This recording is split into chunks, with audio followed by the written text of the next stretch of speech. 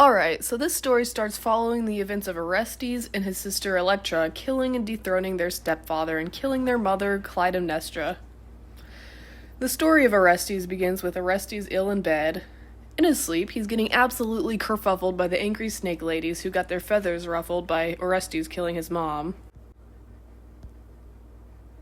When he wakes up, he's wavering between being a sad, sad little man and being completely off the wall. Suddenly, his uncle Menelaus pops in for a visit. "How's my matricidal little lad?" he asks as Orestes shakes and trembles and cries.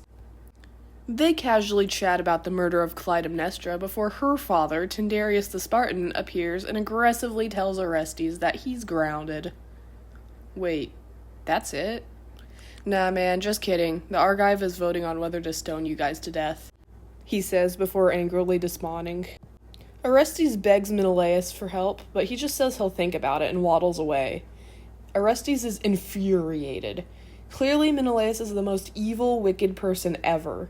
Just then, yet another guy invites himself into their house, but this time it's Orestes' favorite person ever, Pylades. Pylades had recently been kicked out by his dad for helping Orestes kill his mom, so they both decide to scurry to the assembly to plead Orestes' case.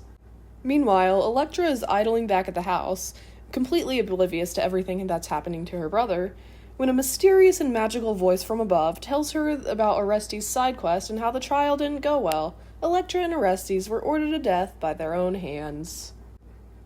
Orestes returns and they both start tweaking out. They're about to sword themselves when Pylades appears on one knee, ring box in hand, saying he can't live if Orestes dies, and says, "I propose that we go chop up Menelaus' family instead.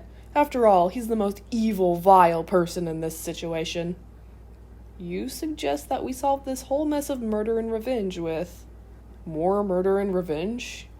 Great idea!